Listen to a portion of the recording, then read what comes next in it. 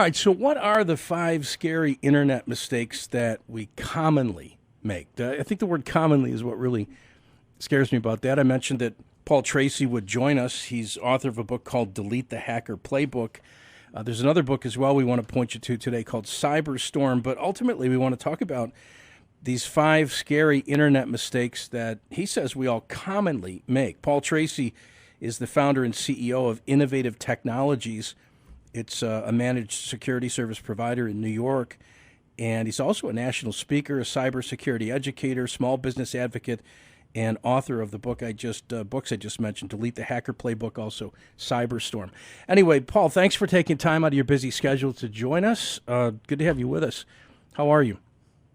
I am doing great. Thank you so much for having me on. I really appreciate it. So we're in the Buffalo, Western New York area. That's where I'm talking to you anyway. We're being heard throughout all of Western New York State, part of Central New York, and all of Southern Ontario.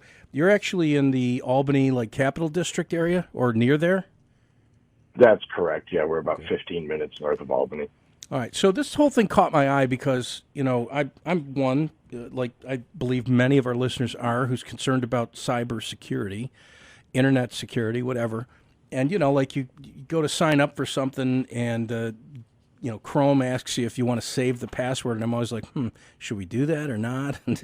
So we're going to talk about some of these things specifically today, but give me a little bit first on your background, how you got to this point, and then what we're going to talk about today, because obviously these things are important to the average American.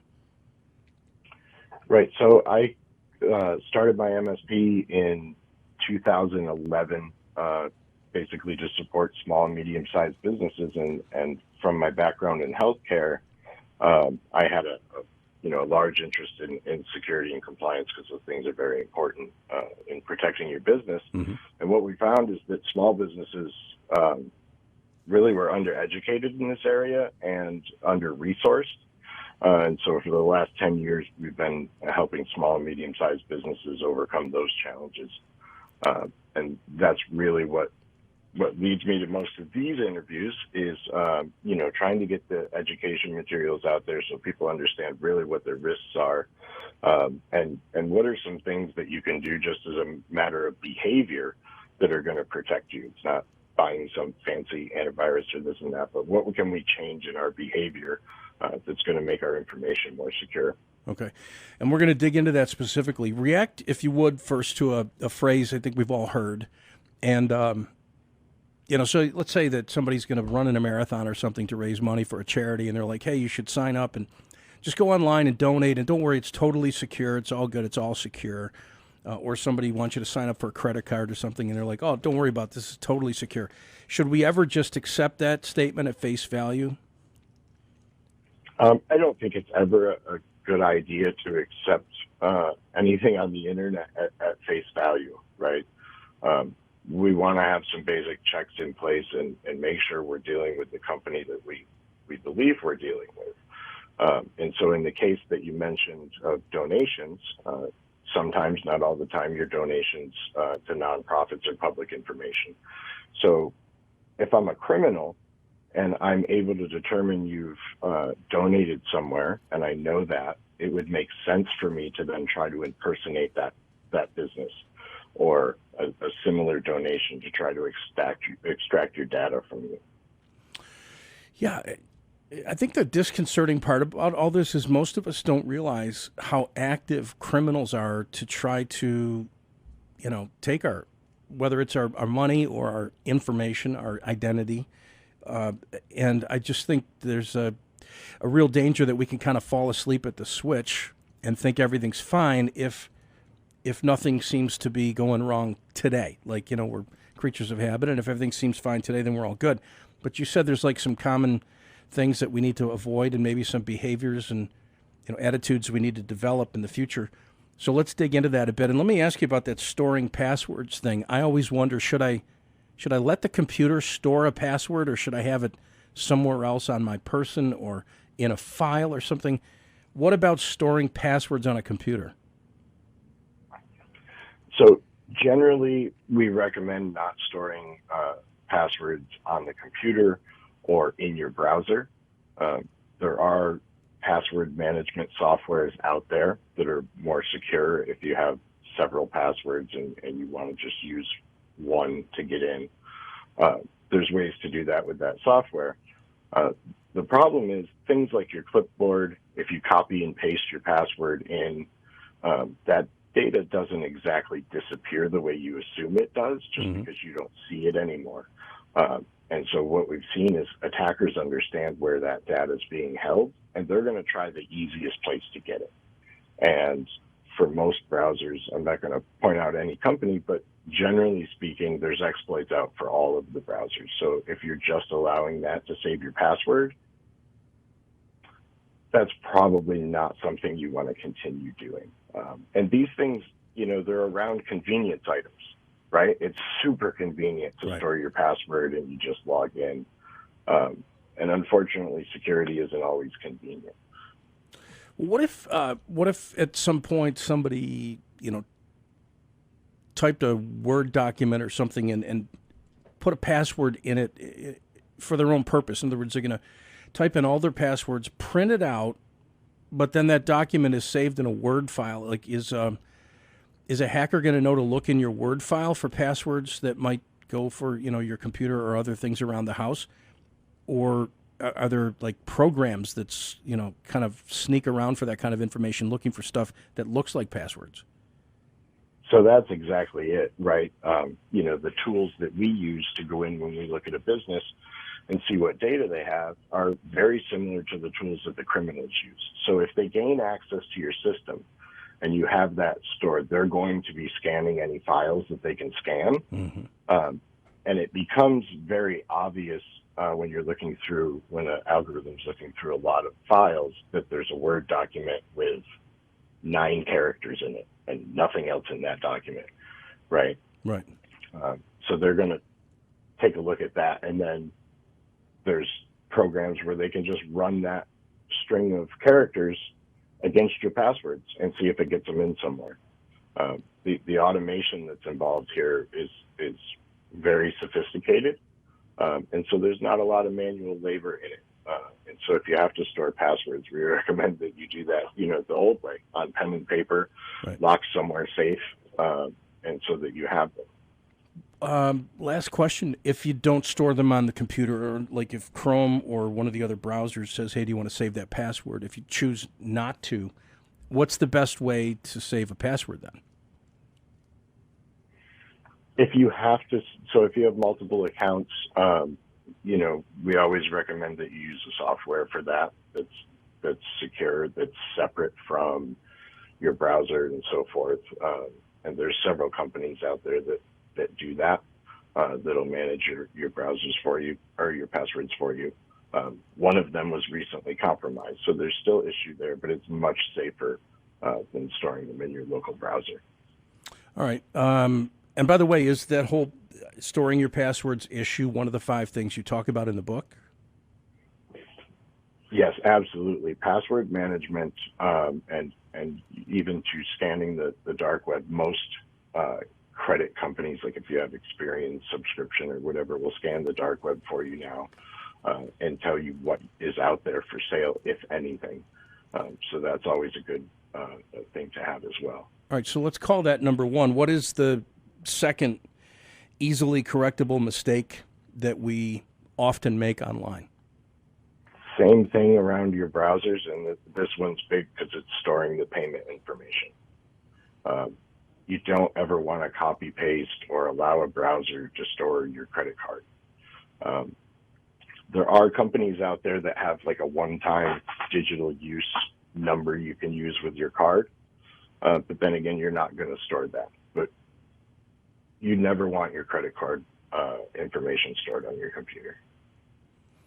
Okay, but what about, let's say, we mentioned charities earlier. Let's say that people give monthly to their church, to a not-for-profit organization, some charity that they like and they care about, and that information is saved so that it can automatically be withdrawn month by month, $20 a month to the Alzheimer's Association or something. Where is that information stored? Is that on my computer? Is that on their computer? Where, help us with that. So if you have an automatic withdrawal, that should either be done through a provider or through ACH through their bank. And so they're holding your bank information Okay. and using it to make that withdrawal. And that just kind of speaks to, make sure you're doing business with reputable organizations, that you didn't just click a link online to donate to something. You called on the phone and verified who they were. And then they're responsible for the storage of that. All right. Well, that's helpful. What's number 3 then? What's the third common mistake? This one's pretty big. So when you use online services, no matter what the website, whether it's social media or a website store, always have to be mindful of what data you're putting into that site. Some websites, it may just be your email and a password to access that site. Others, you may be uploading more information, phone numbers, financial information. Anytime you're uploading identifiable information, you want to make sure that you have two-factor authentication on that account. So that if someone does get the password, there's another layer of protection, which is that, the little app that comes up or a text message that says enter this code after you enter your password as a second layer to verify who you are. Right. You probably gathered already. I'm not brain dead. I'm somewhat, adept at using a computer, but I'm not tech savvy by any means. I'm not a millennial. Those days passed me by long ago. So, given what you were just talking about, the multi-layer identification, like, how does that work? Do you have to download some specific app to help you with that kind of thing? There are third-party apps that you can download to do that. Google has one, and there's a few others out there for sure. But most places now that are handling information that needs to be secured have an option right on their website. Mm-hmm. And so if you don't have an app, they will send you a text message with a verification code in it that way, so that they can still have two-factor. But that's usually done on both sides. You can have your own independent app that you use for that and connect it to that service, or they will generally provide it for you. Gotcha. We got a couple more to talk about, and obviously, there's an entire book here that I recommend you get a copy of if you can. Delete the Hacker Playbook from Paul Tracey. Protect your business, your customers, and your money from cyber criminals. That is available by checking out their website, which is upstatetechsupport.com. You can go to upstatetechsupport.com to get a copy of the Delete the Hacker Playbook. And then also Cyberstorm, how to protect your business from a data breach and the resulting cyberstorm of fines, lawsuits, and customer loss. That's huge. That's available at Amazon, Cyberstorm. So I want to point you to those two books. Do you have a second if we take a quick break? Can we continue in a moment? I want to ask you a few more questions here. Absolutely. All right, well, then we'll be back in just a moment. Paul Tracey is our guest.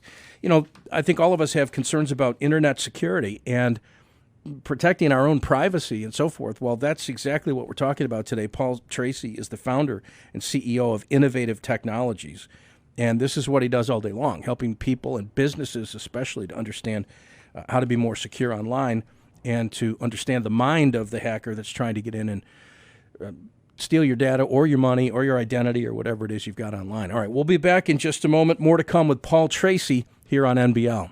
All right, back again with Paul Tracey, and by the way, that's Tracey, author of Delete the Hacker Playbook, also Cyberstorm, which is a book that's available on Amazon. If you want more about Paul Tracey and his company, you can go to upstatetechsupport.com for details. And I would imagine this is not just a big deal for individuals like most of us, but definitely for small business owners and those who are involved in the business world, because you're looking at exponentially more money being transacted and more information flowing around in a corporate setting as opposed to just an individual's, privacy and how big is that concern.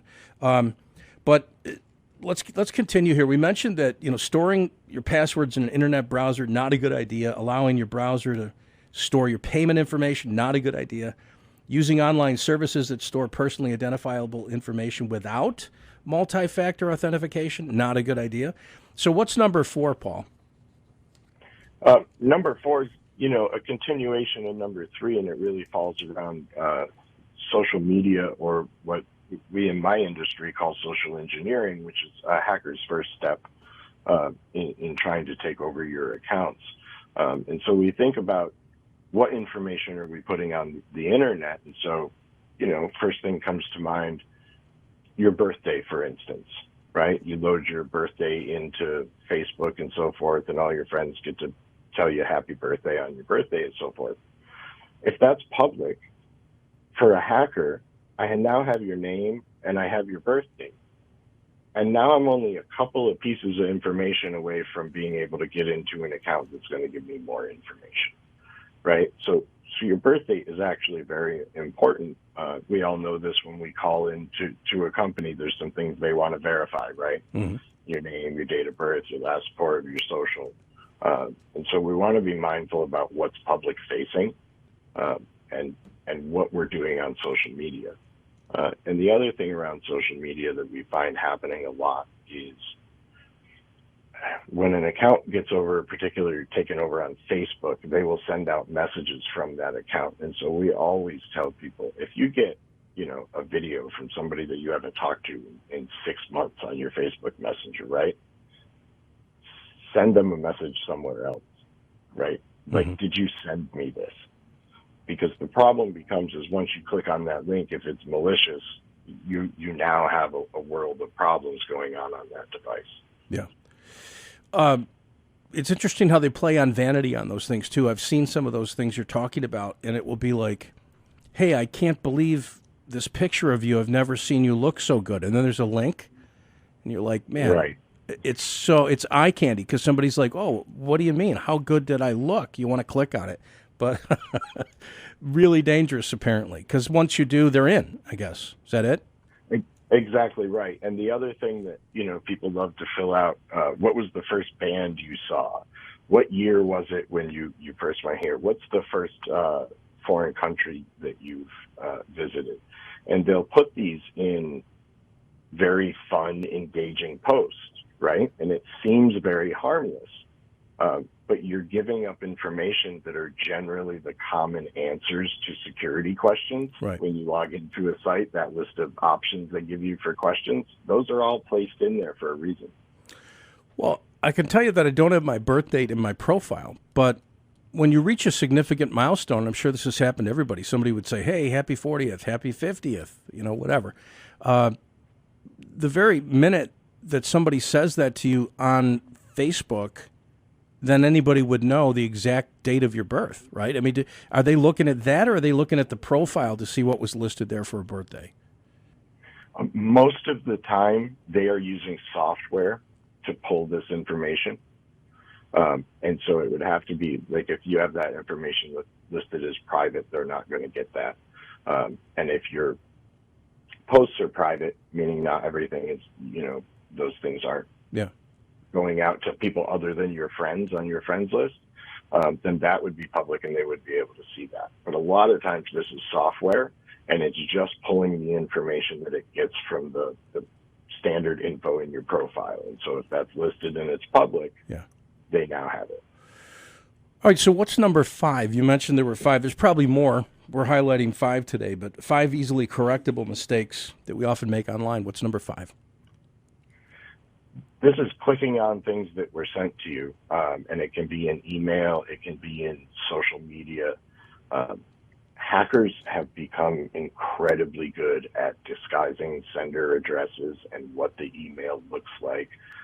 We run phishing tests for our clients where we send them fake emails and see who clicks on them so that we can do further training to remediate that. But if you get anything in your email that you don't recognize, that you're not expecting, don't click any links that are in there until you follow up and make sure that that's legitimate. It came from the person you thought it did. Generally speaking, if someone's sending us an attachment in or an email or a link, it's something that we've discussed prior. Anything outside of that, make sure you're double checking that it's legitimate and came from who you thought it came from. What's bizarre about that, I mean, I have a friend that told me that his company seemed to have sent him an inter-office memo. It's a nationwide company, so you might get a memo from somebody in St. Louis or Seattle or somewhere. And and maybe somebody who's not really well known to you, but it was like, hey, got a quick question for you. It pertains to your, your benefit package or something. This is from the Human Resources Office. Can you just click on this and let me know what dates are pertinent for you to take your vacation this year, or something like that? Some kind of a, I guess somebody in the company wants to know this so that they can work on my benefit package. And you click on it, and by the way, it includes the logo of the company and everything. It looks totally legit, and it was completely fake. How do you avoid clicking on something like that when you think your job depends on it? Well, so hopefully companies are increasing their email security, and those things will get caught. When they do get through to someone, the answer to that is when you get a request like that, pick up the phone, dial the extension, and say, hey, did you just send me this? I've seen it several times. I've been on site at a client where the executive assistant got an email from, it was supposed to be the executive director, asking to go out and buy these gift cards, and stopped me in the lobby and said, hey, I just got this email. And all they had done was placed a period in between the last two letters of his name. But when that shows up in your email, that's not necessarily visible unless you hover over it. And like you said, the logos look the same because they can steal those off your website. Right. And these things are made to look very, very authentic. Even with Microsoft and password reset emails, they look like the real thing. Well, one more quick question, and then tell us about these books, and we'll let you go. I appreciate you hanging out for a few extra minutes here. But can you make more money stopping hackers or being a hacker? So the question is, you actually have to know how these guys are working in order to catch them, which means you could do what they do. So why do you do what you do? I do what I do just based on moral value, I believe. Criminal elements are not a good thing, and people having their money stolen and businesses going out of business, those are all bad things. And so, I want to do as much as I can to stop that from happening. Sure. In terms of money, it is absolutely more lucrative to be a hacker. There's no question about it. There's no taxes. There's, very little payroll. Right. And they make an awful lot of money every year. It's with the digital footprints and everything, and I'm sort of talking out of school because I don't know exactly how all that works, but the point is you can track down virtually everything. You wonder why these guys are so good at not getting caught. But it seems like most of the effort, in other words, is to be defensive, like to stop them from doing what they're trying to do, as opposed to being offensive and just shutting them down altogether. Am I correct? Because it's a giant game of whack-a-mole is where we're at, right? We made a couple of years ago, it used to be that you had to have a significant amount of talent to successfully pull off some of these attacks, right?